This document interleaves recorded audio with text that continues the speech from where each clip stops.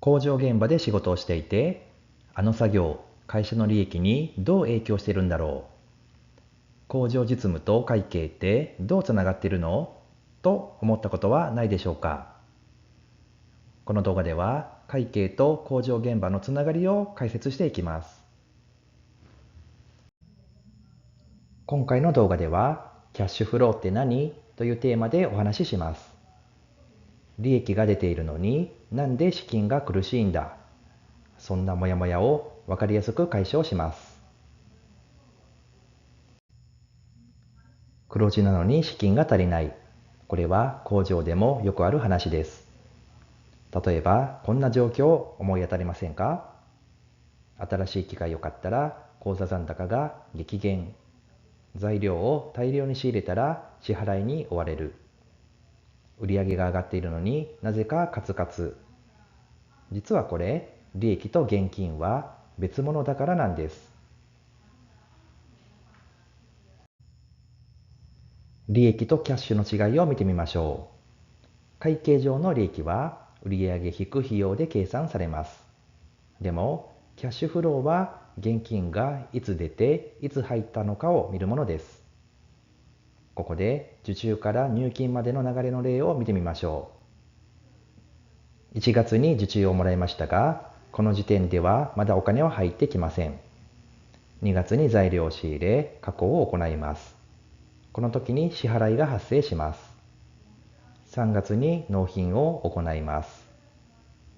4月に請求書を発行します。そして5月に入金。やっとここでお金が入ります。利益は3月時点で発生していますが、キャッシュは5月にならないと入ってきません。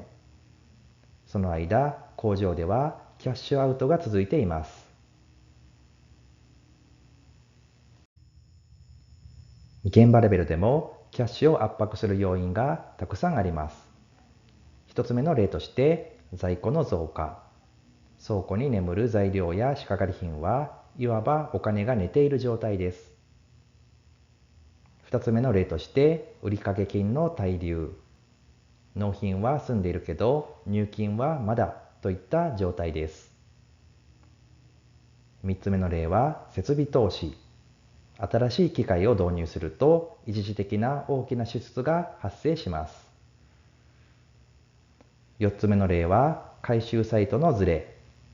支払いは月末、入金は3ヶ月後などの状態の場合、運転資金が必要となります。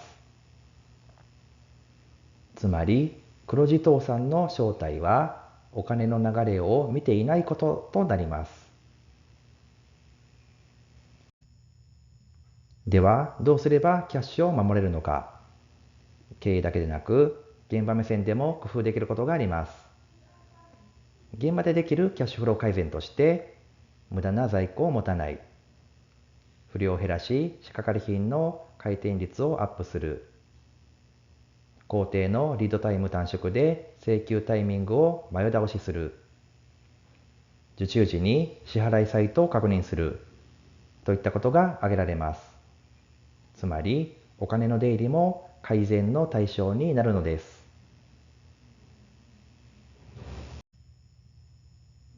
この動画のまとめとしまして、利益とキャッシュは違う。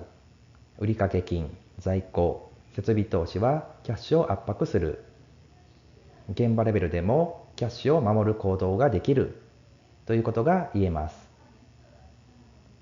キャッシュフローが苦しくなるのは現場のせいじゃありません。でも現場でできる工夫が会社を救うこともあるのです。さて、これまで全7回にわたって会計×工場実務シリーズの動画を説明してきました。数字に強い現場は強い会社を作ります。目の前の業務に打ち込むことはもちろん大事ですが、会計的にはどのような意味を持っているのかということも合わせて考えられるようになると、今までとは違った視点で業務を見直すことができるでしょう。今まで思いつかなかった改善案も思いつきやすくなるかもしれません。工場で働く皆さんの気づきや考えるきっかけになれれば幸いです。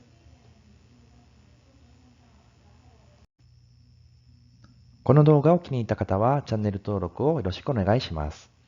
今後も製造業に関する役立つ情報を発信していきたいと思いますので、引き続きよろしくお願いいたします。